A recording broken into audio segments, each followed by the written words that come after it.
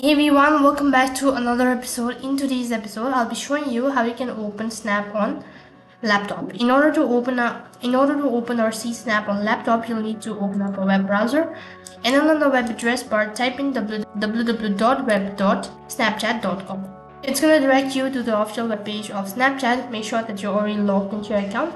If not, click on the login button, enter in your credential, and then you'll be logged into your account.